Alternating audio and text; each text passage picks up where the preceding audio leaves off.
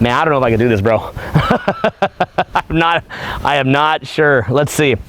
So we're gonna go into a video right now about how you are your own worst enemy, how you're wasting a ton of your time, how most of your friends are wasting your time, how most things that you're engaging with are wasting your time. And I want to explain this insight within a context of my business 15 years ago. So about 15 years ago, we got millions and millions of dollars in free press. It was by a book by Neil Strauss. It was called The Game. And in this book, for about the last 200 pages or so, basically it painted us as being like the worst people you've ever seen. So I remember at the time my business partner saw this and he kind of was angry about it. And he thought maybe, you know, we shouldn't just take that. We should, in some weird way, do something about it or whatever.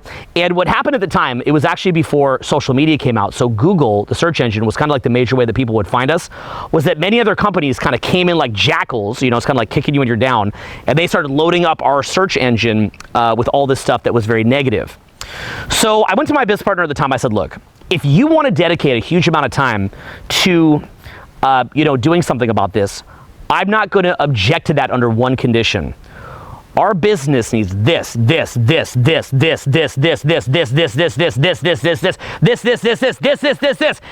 we don't have it, it creates this problem. But if we can get those things done, it creates this benefit, and then it becomes an upward spiral. Okay, a lot of mosquitoes out here today.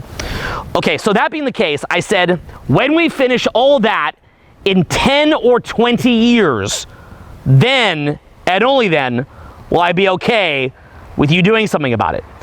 But of course what's gonna happen, you know, at that point, is that you're gonna hit a level that you're gonna have so much cash that you're not gonna care. Because if you're sitting on top of tens of millions of dollars, you're not gonna care about any of this stuff because it's gonna look like a bunch of children yapping their mouths. So this was a basic epiphany that I had where I said, look, I don't want to burn any time whatsoever on anything that isn't hyper productive. Now, what of course people will say when you say this is like, we got a reputation and we got to defend our reputation. They'll say that. But in reality, the kind of people that spend money with you that are buyers are not really going to care about a bunch of people talking trash because buyers are results oriented. They want you to get them from point A to point B. And so any amount of time that you're spending worrying about what somebody's saying about you is basically another moment of time that you're not building your core value proposition. And so in my mind at that time, you know, at the time I was teaching social skills primarily, what I said was I want to be out in social gatherings 7 days a week. I want to be pressing to build my skills. I want to get recordings of that. I want to be in seminar rooms practicing my public speaking as much as humanly possible. I want to be getting ahead on social media. We've had channels here on this platform since before channels even existed. I want to be building new websites. I want to be building new offers. I want to be building new funnels. I want to be talking to people, learning from people, doing research, getting up product quality, getting better word of mouth. And I basically just want to loop on this again and again and again. And I just don't care about anything else but this. So if there's something petty going on, understand that is just a waste of time. And the challenge that people don't realize is just this one word. Repeat this after me: opportunity cost. Just say that word right now. Do yourself a favor. Say the word opportunity cost, or say the word what else? What else could I be doing?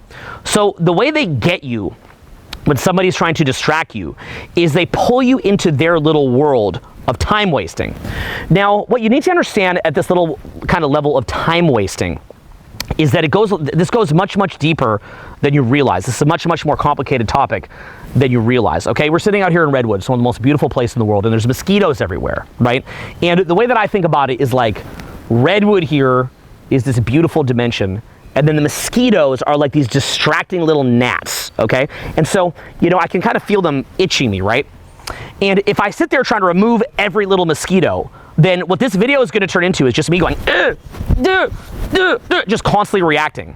If I could just say, you know what, there's a lot of mosquitoes out here, you know, they're kind of annoying, you know, maybe I, scratch an odd little one, but if I just keep going, then the little gnats ultimately are not going to block me from getting a cool video, which is going to benefit me a lot more than just scratching at some kind of little gnat. So if you want to do this effortlessly and not be at a point where you're constantly trying to suppress a need to react, what I suggest to you is to get very clear on what it is that you want out of life.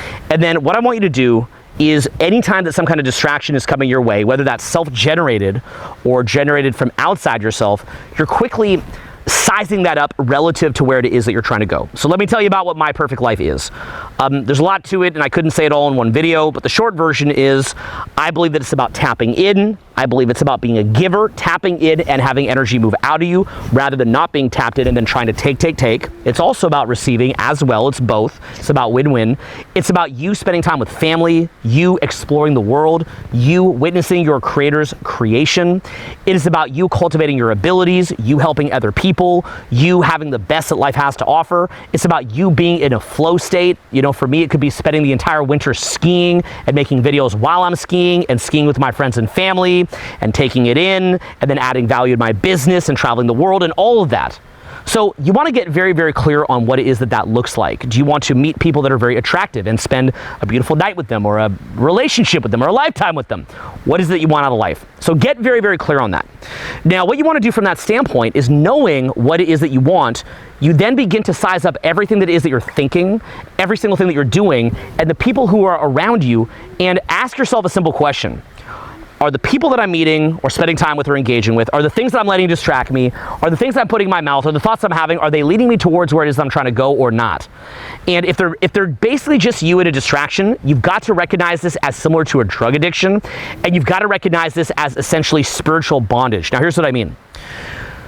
It's very, very sad to say this, but you know, in the last video that I just shot earlier today, I was talking about who makes, you know, a 7-figure employee or eventually on their way to starting a business, who is a great 6-figure employee, who is a great 5-figure employee, and so on and so forth. And I want you to think about, you know, things like making 5 figures or 6 figures or 7 figures, maybe not literally, but maybe as just sort of a thought experiment. I'd like you to think of that as the extent to which somebody is suffering from that spiritual bondage. And here's why I say that. It's a bit of an extreme statement, so I'm going to back it up a little bit.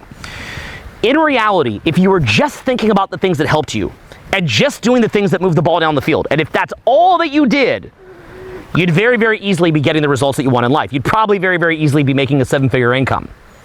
So knowing that if you're not successful, it's basically because you're wasting your thoughts, wasting your time as far as the people who you're around, you're self-sabotaging, knowing that obviously you're intelligent, obviously you're an amazing person, obviously you could do amazing things, but the fact that you're not where you want to be means that you're burning down your time.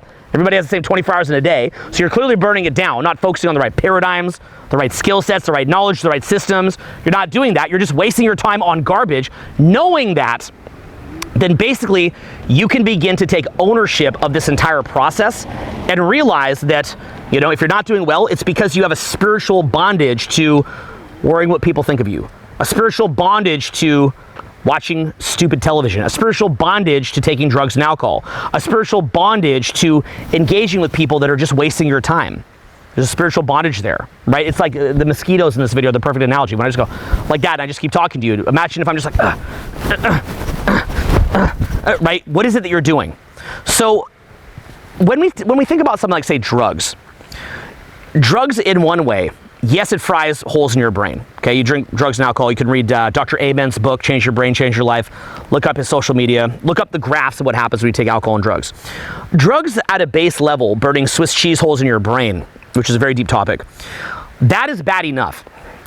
But what's worse about drugs is the time that it burns. When you think about drugs and alcohol, the way that you want to think about it is not just that it's burning Swiss cheese holes in your brain. You could look up Dr. Amen, Change Your Brain, Change Your Life. Go look that up. He actually shows graphs of it, of what it does to your brain. You should go look it up. It's crazy. The fact most people are doing this, total insanity. But it's not just the holes it's burning in your brain. It's the fact that you're sitting there just like, you're doing that, and time is burning by, and you're not actually getting to what it is that you want. Now, understand at a certain level with drugs, what it's doing is it's a very big taking, right? It's not about being tapped in and having energy move through you and outwards. It's this massive taking. And so the more good that you feel when you're doing drugs, the more that it's cutting you off from your natural state of flow. It's actually teaching your mind and teaching your core essence that the way that you get in that flow state is by taking a substance. It's not teaching the mental practices of connecting and tapping in. So it's burning down your time, it's burning down opportunity costs, but it's also preventing you from tapping in. It's preventing you from getting present, or rather, it's getting you present, but by taking, which is not sustainable. That is the same thing that you're doing when you're gossiping. That is the same thing that you're doing when you're looking at pop culture. Anything that is burning down your time is basically the same thing as a drug addiction. It's a spiritual bondage. So some people have been able to shed those different spiritual bondages. And so in the last video, when I was talking about what makes a great team member, in effect, you know, I was giving some very practical examples in that, but another way of looking at it is to what extent do they have spiritual bondage?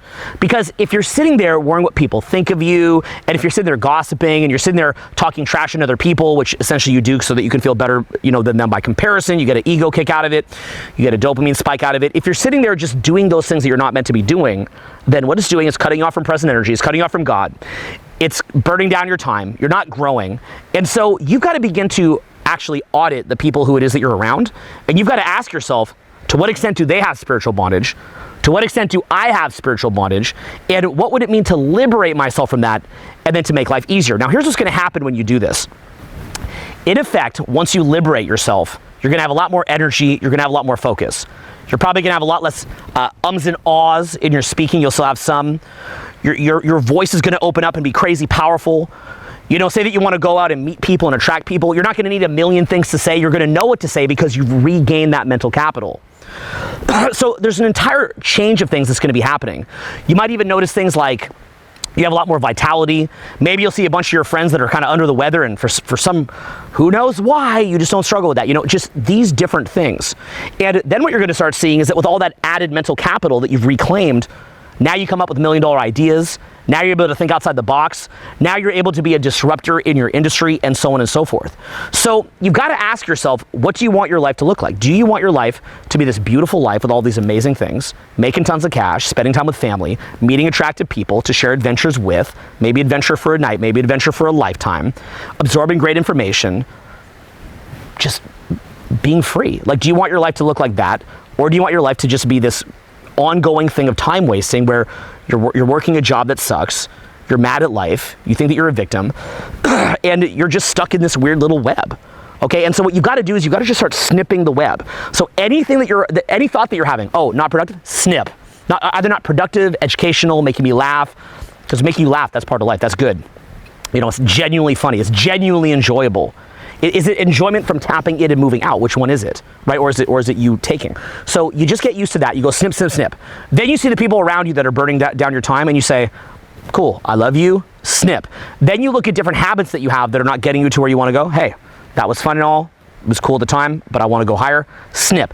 And basically it's like you're this balloon that naturally wants to rise, but you have all these little parasitic tethers kind of holding you down. And so you're going to find that when you reclaim all that energy, you rise so easily. It is so easy. And then what happens is that all those other things that concern you, like, oh, someone put a Google thing on you or things like that, you're going to be at a point financially and lifestyle wise that you're honestly going to see people doing that and say, you know what, if you enjoy that, like, do that. If that has meaning to you, go do that. It's going to be very, very hard to compete because you're focused on that. But if that's your thing, do it. If that's where you want to stay. You want to think about it like Satan, okay, in the Bible, where it's, you know, you can either serve in heaven or rule in hell. And when you're sitting there engaging with all these distractions, trying to be kind of the master of that, then what you're doing is basically trying to rule in hell. But when you surrender to universal principles and let that energy move through you and tap in and let all this other crap go by the wayside, then what happens is that you serve in heaven. But here's the thing, is it serving or is it really you being yourself? Because at its core, you're always being influenced. And so do you want to be influenced by a bunch of different weird webs that are kind of attaching you and holding you down? Or do you want to be influenced by that spark of pure light that created you when you have that spark in yourself? And so when you begin to tap into that spark and identify with that spark, really, in my view, that is you being who you are.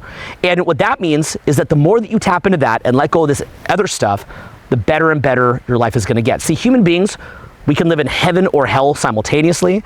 And really, we're in the same physical reality, but we live in different energetic realities. And so basically what it just comes down to is massive self-auditing, looking at the thoughts that you're having that are wasting your time, looking at the habits that you have that are wasting your time, looking at the people that you're around that are wasting your time, looking at what it is that you're putting in your body that's wasting your time, and realize that so much of what is the kind of different energies that are trying to engage with you are trying to hold you in this sort of sub-level reality, this kind of dark reality of being broke, of being mad, of being reactive. And a lot of that is also that when you're disconnected from source, your body wants to have things to oppose and get mad about as a way to entrench that you're separate, right? That you're not that divine spark, but that you're this dying little meat suit that has to be protected at all cost. So it depends what you're identifying with. These are very, very subtle topics, but I just want to cover it at a base level. And I wanted to do so as an expansion on this idea of, you know, what are the kind of people that make 5 figures, 7 figures, 6 figures, and so on and so forth. I wanted to say that more as sort of a more abstract way of looking at that, right? Because in the first video, which I just shot, which is, you can look up the previous one if you haven't seen it, we were kind of talking about base level skill sets that somebody who's successful has. Now what we've done is we've looked at it more from a metaphysical aspect, and we've looked at it more from an energetic aspect. So I hope that between these two videos so far, what you're getting is a broader sense of what it would mean to take control of your life and really to take your life to another level. Does this make sense what I'm saying?